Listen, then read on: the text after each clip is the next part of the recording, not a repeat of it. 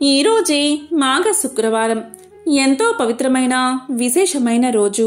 ఈరోజు ఈ కథను విన్నా, చదివినా, చెప్పినా, వినిపించినా జన్మల పాపాలు తొలగి కోటి జన్మల పుణ్యం వస్తుంది. సకల శుభాలు కలుగుతాయి. లక్ష్మీ అనుగ్రహం కలుగుతుంది. మరి ఆ కథ ఏంటో ఇప్పుడు ఈ వీడియోలో తెలుసుకుందాం. అదే శ్రీ శుక్రవార లక్ష్మీ కథ. పూర్వకాలంలో సుమేధుడు అనే బ్రాహ్మణుడికి 7 కొడుకులు ఉండేవారు. వారందరికీ వివాహాలు జరిగి భార్యలు కాపురాలకు రావడం వల్ల వేరింట కాపురాలు చేస్తూ ఉన్నారు. ఒకరోజు పొద్దుట శుక్రవారపు మహాలక్ష్మి లోక సంచారం చేస్తూ ఆ బ్రాహ్మణుడి కోడళ్ల ఇంటికి వెళ్ళింది. ఒక కోడలు పొద్దుటే పిల్లలకు భోజనం పెట్టి తాను కూడా తింటూ ఉంది. ఇది చూసి శ్రీ శుక్రవారపు మహాలక్ష్మి ఎంతో బాధపడింది. ఇంకొక కోడలు పాచి వాకిటిలో పేడ వేసుకుంటూ ఉంది. మరొక కోడలు పాత గుడ్డలను పెడుతూ ఉన్నది. మరొక కోడలు పాచి వాకిటిలో వడ్లు దంపుతూ ఉన్నది. మరొక కోడలు పాచి వాకిలి అందే పిల్లలకు తలంటి తాను కూడా తలంటుకుంటూ ఉంది. ఈ విధంగా 6 కోడళ్లు చేయడం చూసి శుక్రవారపు మహాలక్ష్మి వారి ఇళ్లకు వెళ్ళక పెద్ద కోడలు ఇంటికే వచ్చింది. పెద్ద కోడలు ఆ సమయంలో ఇల్లు అలుక్కుని వాకిట కల్లాపు చల్లి స్నానం చేసి పసుపు రాసుకుని బొట్టు పెట్టుకుని కట్టుకున్న బట్ట భర్తకు ఇచ్చి తాను తలుపు వెనుక కూర్చుని ఉన్నది. అక్కడ గల శుభ్రతకు మెచ్చుకున్న శుక్రవారపు మహాలక్ష్మి అరుగు మీద కూర్చుని ఇలా పలికింది. అమ్మాయి, బయటకి ఒకసారి రావమ్మా అని పలికింది. దానికి పెద్ద కోడలు లోపల నుంచి ఇలా సమాధానం చెప్పింది. అమ్మా, నేను రావడానికి వీలులేదు. మేము చాలా పేదవారం. మాకు ఒకటే బట్ట ఉండడం వల్ల దానిని నా భర్తకు ఇచ్చి యాయావారానికి పంపాను. నా భర్త వచ్చే వరకు నేను ఇక్కడే కూర్చుంటాను అని సమాధానం చెప్పింది. అప్పుడు శుక్రవారపు మహాలక్ష్మి తన బట్టలో సగం ఆమెకు కట్టబెట్టి తనకు ఒక సోలెడు బియ్యం వార్చి పెట్టమని కోరింది. అందుకు పెద్ద కోడలు ఎంతో బాధపడి, అమ్మా, నా భర్త వచ్చే వరకు ఇంట బియ్యం ఉండవని సమాధానం చెప్పింది. అప్పుడు శుక్రవారపు మహాలక్ష్మి ఇలా పలికింది. అమ్మా, నీవు శుక్రవారపు మహాలక్ష్మి మా ఇంటికి వచ్చింది. ఆమెకు ఈ సరుకులు కావాలని వర్తకులకు చెప్పి కావలసినవి తెచ్చుకోమని చెప్పి ఆ బ్రాహ్మణ స్త్రీని పంపించింది.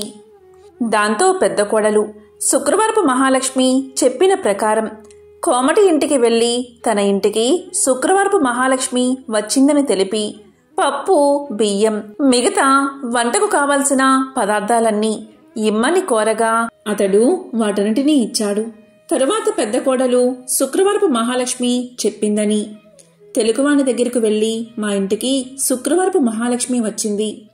ఆమెకు ఈ పదార్థాలు కావాలని తెలుగులవాణ్ణి కోరగా తెలుగులవాడు తెలగపిండిని, నూనెను ఇచ్చాడు. ఆ తరువాత పెద్ద కోడలు కంచెల దగ్గరకు వెళ్లి కంచెల దగ్గర శుక్రవారపు మహాలక్ష్మి మా ఇంటికి వచ్చింది. ఆమెకు ఈ పదార్థాలు కావాలని కోరగా కంచరి ఇంటి దగ్గర పాత్ర సామాగ్రిని ఇచ్చాడు. తరువాత పెద్ద కోడలు సాలివాని దగ్గరకు వెళ్లి మా ఇంటికి శుక్రవారపు మహాలక్ష్మి వచ్చింది. ఆమెకు ఈ పదార్థాలు కావాలని కోరగా సాలివాడు మంచి మంచి బట్టలను పెద్ద కోడలకు అందజేశాడు. దాంతో పెద్ద కోడలు ఇంటికి వెళ్లి 4 పిండి వంటలతో అవకాయ పచ్చలతో శుక్రవారపు మహాలక్ష్మికి వడ్డించింది. అంతలో ఆమె భర్త ఎడమూట పెడమూటలతో సంతోషంగా ఇంటికి వచ్చాడు. ఆ రోజు అతనికి సంతృప్తికరంగా యాయావారం దొరికింది. అతనికి పెద్ద కోడలు భోజనం వడ్డించగా దాన్ని పోంచేసి ఇవి ఎక్కడ్నుంచి వచ్చాయి అని అడిగాడు.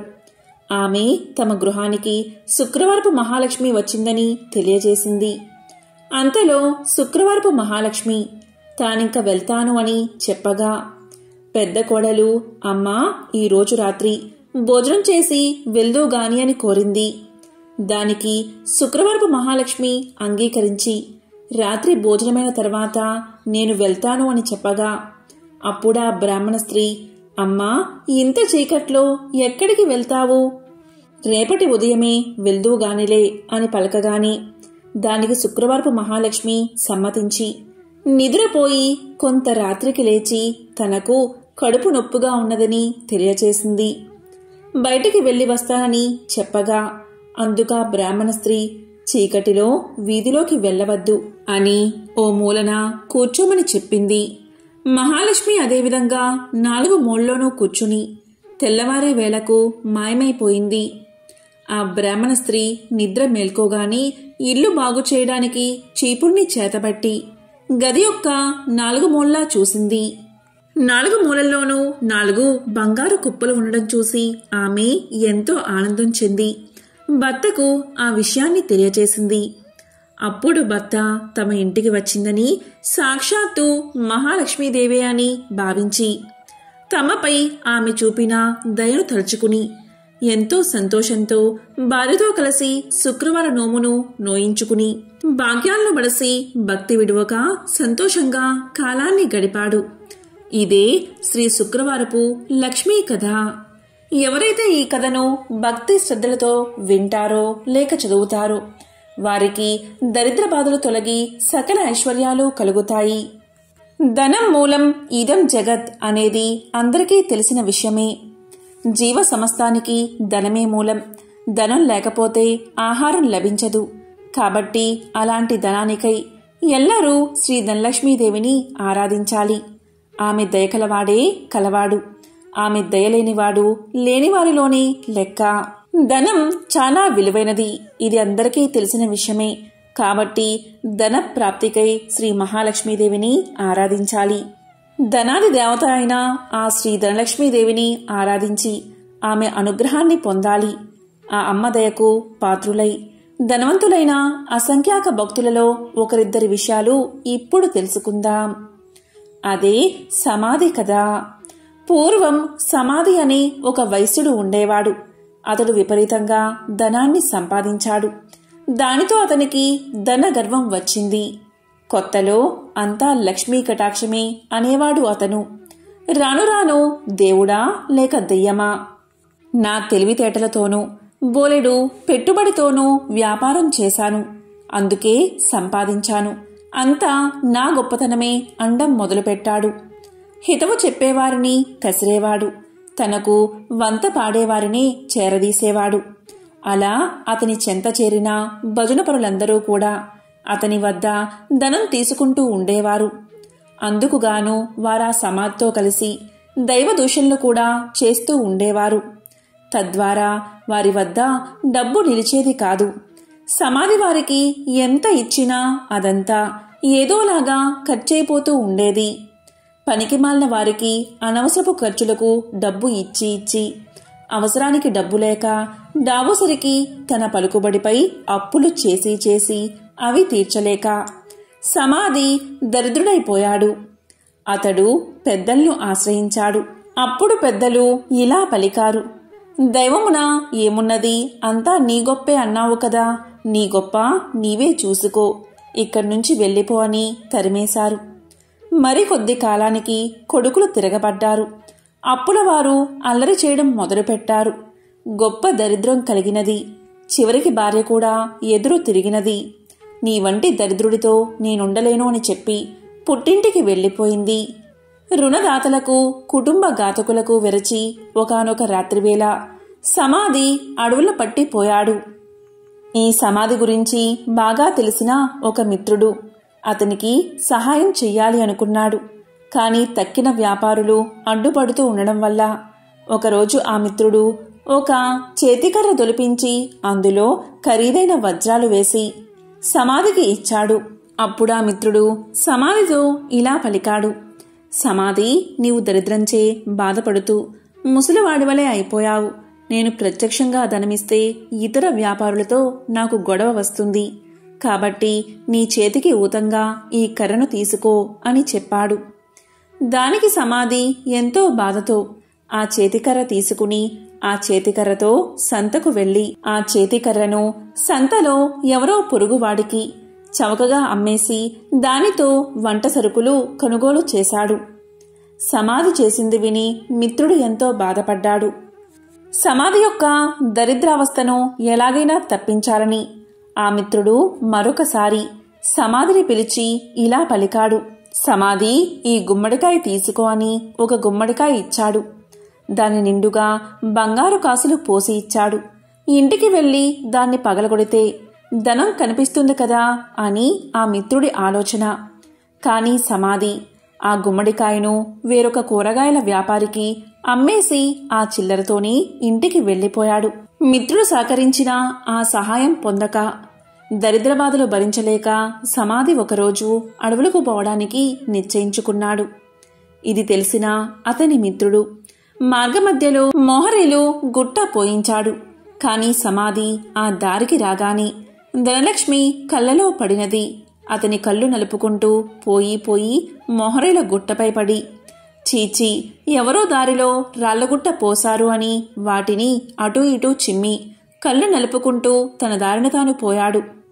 అంతా మిత్రునికి చూపి, చూసారా, ధనలక్ష్మి యొక్క అనుగ్రహం తప్పితే ఎలా అవుతుందో, మనమెంత మంచి చేసినా వంచింపబడుచూ ఉంటాడు అని చెప్పాడు. తరువాత సమాధి అడవులకు చేరుకుని తన కష్టాలకై ఏడుస్తూ ఉండగా ఒకానొక ముని అతన్ని చూసి అతని దీనకథను విని ఇలా పలికాడు. సమాధి, కేవలం ధనలక్ష్మిని తూలనాడి ఆమె పూజకు ఆటంకం కలిగించడం వల్లే నీకీ కష్టం కలిగినది. ఇంతకు మించి మరొకటి లేదు. నా మాట విని ధనలక్ష్మీదేవిని పూజించు. ధనం నీకు సమకూరుతుంది. ఆమె బీజమునే జపించు అని పలికి మంత్ర బీజాన్ని చెప్పి జప విధానం చెప్పి మహర్షి వెళ్ళిపోయాడు. సమాధికి మరొక మార్గమేది కనబడకపోవడం వల్ల గతిలేని వాడై ఆ మంత్రాన్ని జపించసాగాడు. అలా చేయగా ఒకనాడు అతని భార్య ఆ అడవిలోనే తారసపడినది. పెళ్లి చేశాక భర్త సజీవుడై ఉండగా ఆడది పుట్టింట ఉండరాదు.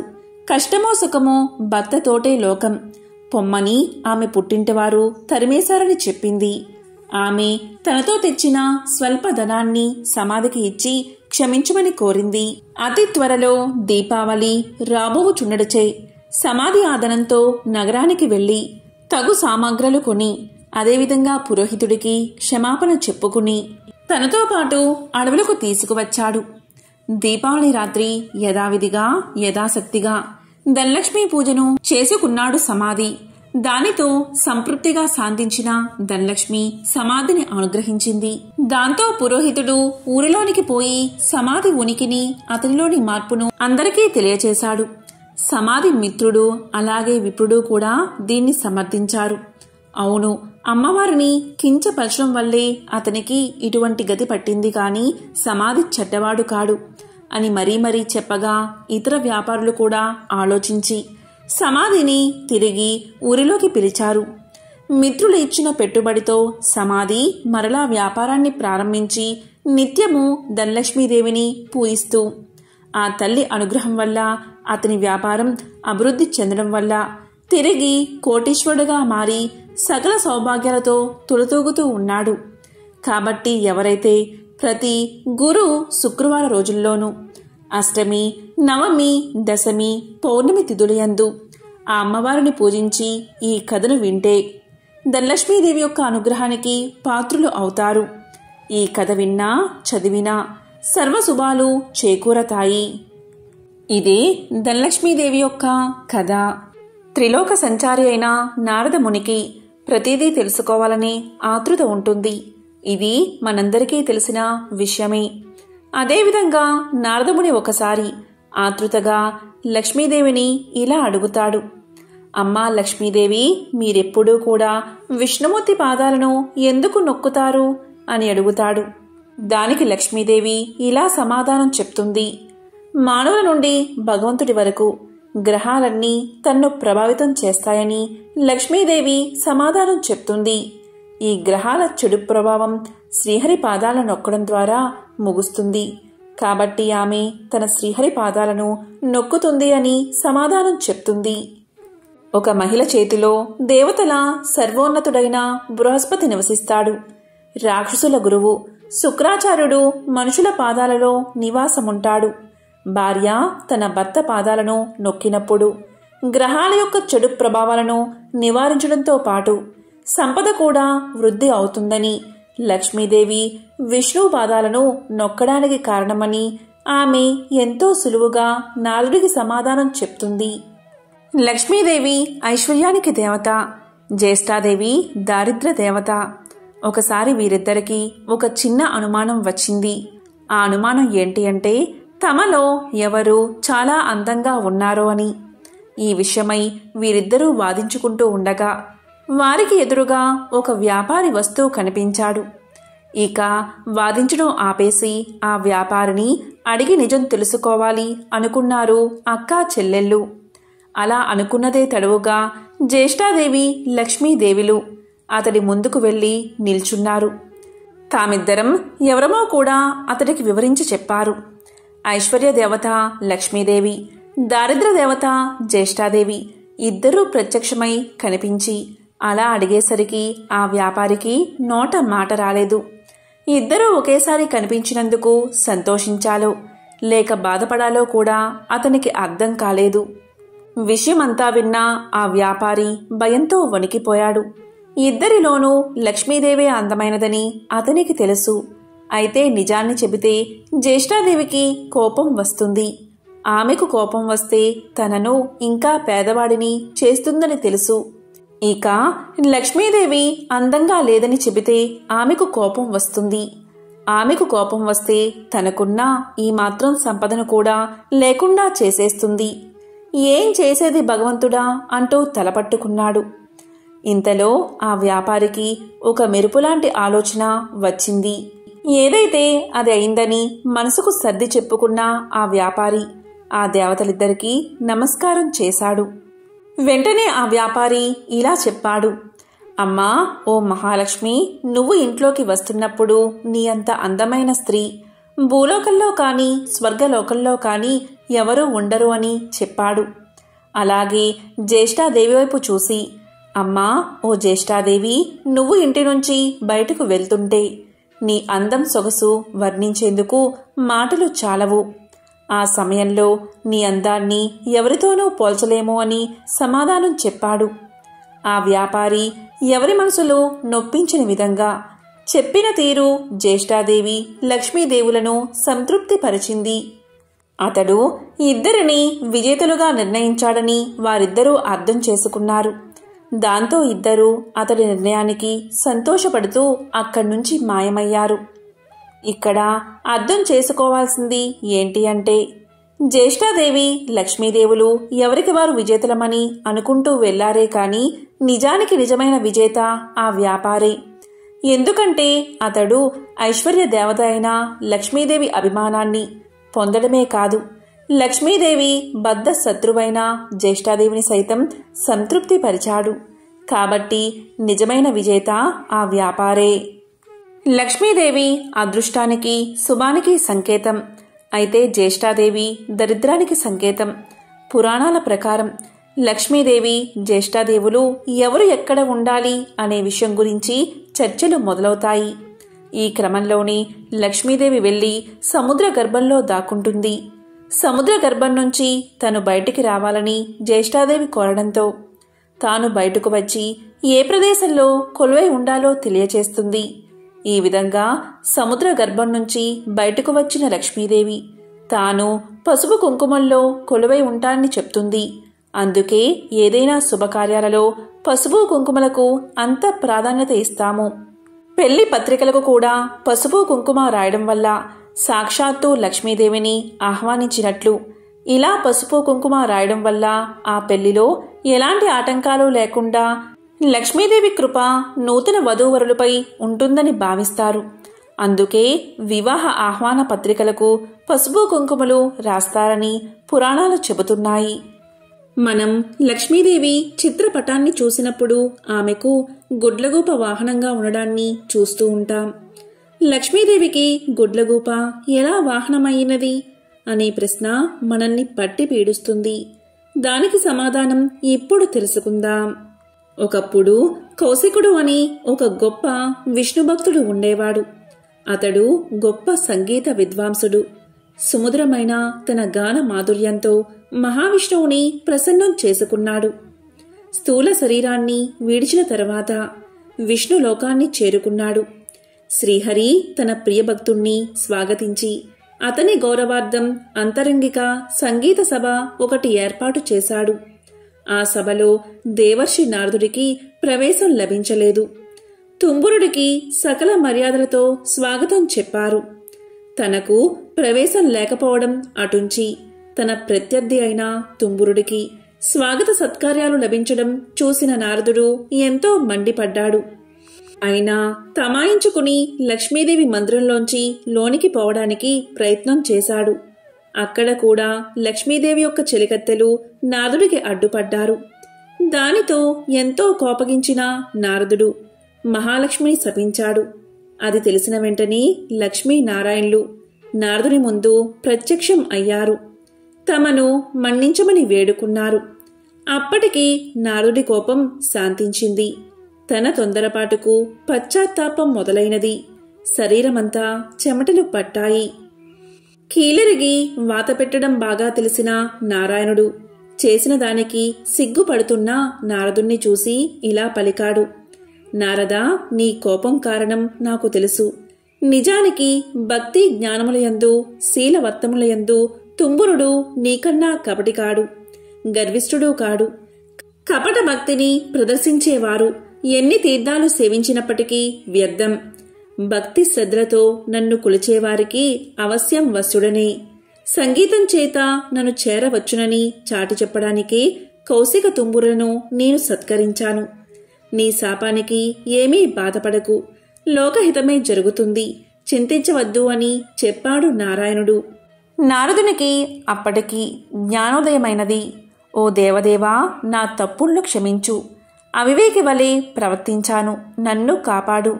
తుంబురా, కౌశికుల వలె సంగీతంలో మేటినైతే ఇంతటి విపరీతం జరిగి ఉండేది కాదు కదా అంటూ కట్టెలు తెంచుకుని ప్రవహిస్తున్న కన్నీటి వరద మధ్య నారదుడు నారాయణుడి పాదాల మీద పడ్డాడు.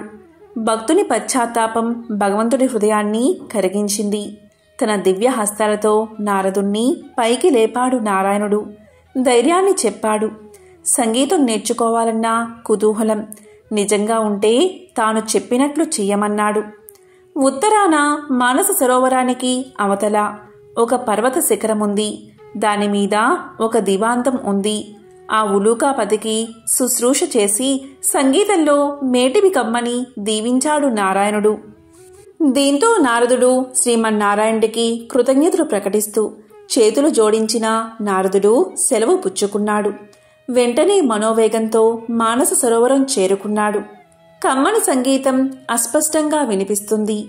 తెరలు తెరలుగా వస్తున్న ఆ గాన మాధుర్యాన్ని పట్టుకుని ఆవలగిరి శిఖరం చేరాడు నారదుడు. గంధర్వ, కిన్నెర, కింపురుష, అప్సరసాదులెందరో అక్కడ సంగీతాభ్యాసం చేస్తున్నారు. వారి మధ్య గురుపీఠం మీద దివ్యకాంతులతో ప్రకాశిస్తున్న గానబంధు నారదుణ్ణి చూడగానే వినయంతో ఆసనం దిగి ఎదురు వెళ్లాడు. ఆనందంగా ఆసనం చూపి కుశల ప్రశ్నలు వేశాడు. ఎందుకు వచ్చాడో కారణం చెప్పమని ప్రార్థించాడు. నారదుడు గానబంధు వినయానికి, సంగీత పాఠవానికి ఆశ్చర్యపోయాడు. తనకు తెలియని ఈ సంగీతవేత్త ఎవరని ఆలోచనలో పడ్డాడు. అతడు ఎవరైతేనేం, తనకు కావలసినది సంగీత విద్య. ఉలూకాపతికి నమస్కారం చేసి జపతపాదులకు సాధ్యం కాని శ్రీహరిని తుంబుర కౌశికులు గాన మాధుర్యంతో వశం చేసుకున్నారని, తనకు అలాంటి దివ్యగాన విద్యను ప్రసాదించమని వేడుకున్నాడు. గానబంధు అంటే ఉలూకాపతి. నారదుడి ఆంతర్యం గ్రహించి ముందు తానెవరో వివరించసాగాడు. ఓ నారద మహర్షి, నేను చెప్పేది శ్రద్ధగా వినండి. పూర్వం భువనేశుడు అనే రాజు ఉండేవాడు. అతడు చాలా జాలిగుండె కలవాడు, ధర్మవర్తనుడు. సంప్రదాయానుసారం ధర్మకార్యాలన్నీ క్రమం తప్పకుండా నిర్వహించేవాడు. అటువంటి ఉత్తమ పాలకుడు సంగీతాన్ని మాత్రం నిషేధించాడు. ఎవరైనా గానాలాపన చేస్తే మరణశిక్ష విధించమని మంత్రులకు తెలియచేశాడు. భగవంతుణ్ణి కూడా భక్తి గీతాలతో స్తుతించకూడదని చాటింపు వేయించాడు. ఒకరోజు హరిమిత్రుడు అనే భక్తుడు రాజు ఆజ్ఞను మర్చిపోయి భగవంతుణ్ణి కీర్తిస్తూ గానం చేశాడు. ఆ గాన మాధుర్యంలో మునిగిపోయిన ప్రజలు కూడా పాడకూడదు అన్న విషయాన్ని మర్చిపోయారు. వెంటనే రాజభటులు వచ్చారు. హరిమిత్రుణ్ణి రాజు ముందు నిలబెట్టారు. రాజు ఆలోచించాడు. పాడినవాడు బ్రాహ్మణుడు. బ్రహ్మహత్య మహాపాపం, మరణశిక్షతో సమానమైనది రాజ్య బహిష్కరణ. ఇలా ఆలోచించి హరిమిత్రుడి సంపదనంతా స్వాధీనం చేసుకుని రాజ్యం నుంచి వెళ్ళగొట్టాడు రాజు. కాలచక్రం తిరగడం మానదు కదా. కొంతకాలానికి రాజు మరణించాడు. పుట్టిన ప్రతి ప్రాణి గిట్టక తప్పదు. అలాగే గిట్టిన ప్రాణి కూడా పుట్టక తప్పదు. నరుడిగా మరణించిన రాజు గుడ్లగూపగా జన్మించాడు. దివాంద జన్మ కాబట్టి రాత్రులందే ఆహారం సంపాదించుకోవాలి. తిండి ఒక సమస్యగా తయారైనది. పురాకృత దోష ఫలితం కాబోలు. ఒకసారి 4 రోజులైనా ఆహారం దొరకలేదు. ఆకలి దుర్లభమైపోయినది. చివరికి మరణాన్ని ఆహ్వానించాడు. అతడు పూర్వజన్మలో చేసుకున్న సుకృతం వల్ల మరణదేవత యమధర్మరాజు వచ్చి ఎదురుగా నిలబడ్డాడు. ప్రాణం తీయకుండా ఎదురుగా నిలబడ్డ యముణ్ణి చూసి, ధర్మరాజా, ఎందుకు ఈ విధంగా నన్ను బాధపెడుతున్నావు? నేను గత జన్మలో రాజుగా ప్రజలపై ఎంతవరకు దయాదాక్షిణ్యాలు చూపించాలో అంతవరకు చూపించాను. నీవెందుకు నాపై దయచూపవు అన్నాడు భువనేశుడు. దివాంత స్థితికి యమధర్మరాజు ఎంతో జాలిపడ్డాడు. తాను చేసిన తప్పేమిటో తెలియకుండా ఎవరైనా శిక్ష అనుభవించడం ధర్మం కాదు కదా. తెలిసినప్పుడే కదా పశ్చాత్తాపం కలిగేది. అలా ఆలోచించి అసలు విషయం చెప్పాడు యమధర్మరాజు. దివాందమా, నీవు రాజుగా ఉన్నప్పుడు అనేక సత్కార్యాలు చేసిన మాట నిజమే. కాని పరమాత్ముణ్ణి వేద మంత్రాలతో మాత్రమే స్తుతించాలని శాసించడం నీ మూర్ఖత్వం. పరమ పావనమైన సంగీతంతో హరికీర్తన చేసిన హరిమిత్రుణ్ణి శిక్షించిన పాపం తక్కువైంది కాదు కదా. ఆ పాప ఫలితం కొండంతై నీకు లభించిన పుణ్యఫలానికి మించిపోయింది. అదే నేడు నిన్ను పట్టి పీడిస్తుంది. విష్ణు భక్తులకు చేసిన కీడు నీకీ అవస్థ తెచ్చిపెట్టింది. దీని నుంచి బయటపడ్డం ఎవరికీ సాధ్యం కాదు. సమవర్తి చెప్పింది విన్నాక, అంటే యముడు చెప్పింది విన్నాక గాని దివాందానికి తాను చేసిన తప్పేమిటో అర్థం కాలేదు. ఏ మార్గంలో అయినా భగవంతుణ్ణి స్తుతించవచ్చు అనే జ్ఞానం కలిగింది. చేసిన తప్పుకు క్షమించి ఎలా అయినా బయటపడే మార్గం చూపించమని ధర్మదేవత పాదాల మీద పడ్డాడు. దీంతో యముడి హృదయం కూడా ద్రవించింది. ఉలూకరాజా, చేసిన తప్పుకు శిక్ష అనుభవించక తప్పదు. దేనికి మించిన శిక్ష అనుభవించినచో శిక్షాకాలం తగ్గుతుంది. అంగీకరిస్తే ఆ గుహలోనికి రా. అందులో నీ గత జన్మ దేహముంది. అందుండి రోజుకు కొంత మాంసాన్ని చీల్చుకుని భక్షించు. అది పూర్తయిన తర్వాత నీకు శుభం కలుగుతుంది అని దీవించి వెళ్ళిపోయాడు. ఓ మహర్షి, ఆ దురదృష్టవంతుణ్ణి నేనే. ఆ తరువాత నేనొక రోజున నా శవం వద్ద కూర్చుని ఉండగా దివ్య తేజస్వి అయిన ఒక బ్రాహ్మణుడు రథంలో పోతూ నా ముందున్న శవాన్ని చూసి రథాన్ని ఆపాడు. దగ్గరకొచ్చి చూసి, ఇది భువనేశుని కాయం వలె ఉన్నది. ఇది ఇక్కడెలా పడి ఉన్నది? దీన్ని ఈ పక్షి తినడమేమిటి అంటూ ఆశ్చర్యాన్ని ప్రకటించాడు. అప్పటికి నేను ఆ విప్రుణ్ణి గుర్తించాను. అతడు నా చేత బహిష్కరించబడిన హరిమిత్రుడు. వెంటనే అతని పాదాలపై పడి ప్రార్థించాను. తప్పుకు క్షమించమని అడిగాను. దుఃఖాశ్రువులు నేల రాలుతూ ఉండగా యమధర్మరాజు తెలియచేసిన విషయమంతా వివరించాను. హరిమిత్రుడు అది విని చలించిపోయాడు. తన అంతరంగ భావమునకు అనుగుణంగా ఇలా పలికాడు. నీ బాధలు చూస్తుంటే నాకెంతో విచారం కలిగింది. నీవు నా ఎడల చూపిన కాఠిన్యం నేను ఆ రోజునే మర్చిపోయాను. నీవు అనుభవించిన బాధ ఇక చాలు. ఈ క్షణం నుంచి నీకు బాధన్నది లేకుండా ఉండుగాక. గొప్ప సంగీత విద్వాంసుడివై లోకంలో ఉత్తమ సంగీత విద్యను బోధిస్తావు కాక అంటూ అతడు నా కృతజ్ఞతను స్వీకరించి వైకుంఠానికి వెళ్ళిపోయాడు. అతని దీవెనలు ఫలించి నేను ఇలా ఉన్నాను అంటూ గానబంధు తన కథంతా వివరించాడు. ఆ తరువాత నారదుడు గానబంధు విద్వాంసుని శిష్యుడయ్యాడు. తొలి రోజుని సంగీతం ఎలా నేర్చుకోవాలో అనే విషయం మీద పాఠం చెప్పాడు. సంగీతం ఒక దివ్య కళ అన్నాడు. తపంతో కాని తామసంతో కాని అది పట్టుబడదు అన్నాడు. కళ కోసం జీవితాన్ని అర్పించాలి అన్నాడు. కష్టపడి నిరంతరం సాధన చేస్తే ఎవరైనా అపురూపమైన ఈ కళలో ఆధిక్యం సాధించవచ్చు అన్నాడు. గౌరవభావం మొహంలో ఉట్టిపడుతూ ఉండగా వినయంగా తలవంచుకుని ఆలకించాడు నారదుడు. ఆ సాధన అలా 1000 ఏళ్లు గడిచాయి. కఠోరమైన దీక్షతో నారదుడు 3 లక్షల రాగాలలో మంచి ప్రావీణ్యం గడించాడు. సహపాఠులంతా పొగిడేస్తుంటే సంగీతంలో ఇక తనకు తిరుగులేదనే గర్వంతో ఉబ్బిపోయాడు. అమిత ఆనందంతో గురువును చేరి కృతజ్ఞతలు చెల్లించాడు. గురుదక్షిణ చెల్లిస్తాను, ఏమి కావాలో సెలవివ్వమన్నాడు. ఎంతటి కోరికైనా సంశయించవద్దు అన్నాడు. శిష్యుడి పలుకులు విన్న ఆ గురువు ఎంతగానో సంతోషించాడు. ఓ మహర్షి, దేవర్షులైన మిమ్మల్ని నేనేమి కోరగలను? దివాందమునకు కావలసిన అవసరాలు ఏముంటాయి?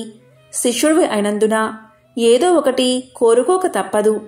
ఈ ధరాతలం నిలిచి ఉండే వరకు సంగీత కళతో పాటు నేను సైతం లోకంలో గుర్తుండేలా వరాన్ని ప్రసాదించు అని తన మనసులోని మాటను బయట పెట్టాడు. అప్పుడు నారదుడు విశాలంగా నవ్వాడు. ఓ గురువర్యా, ఇది మరీ చిన్న కోరిక. ఈ చిరు కోరిక మీకున్న సంగీత పాండిత్యం తీర్చగలదు. శిష్య ప్రశిష్య కోటి వలన భూతలమున సంగీత కళ నిలిచి ఉన్నంత వరకు మీ కీర్తికి అంతులేదు.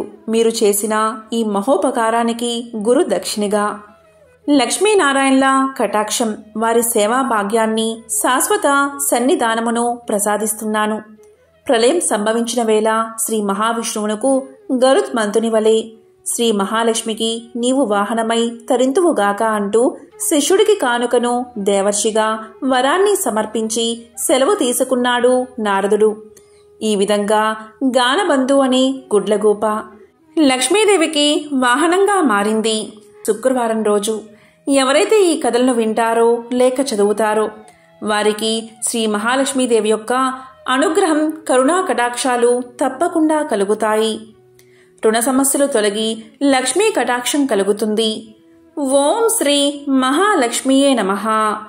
ఓం నమో నారాయణాయ. ఓం శ్రీ మాత్రే నమః. ఓం నమః శివాయ.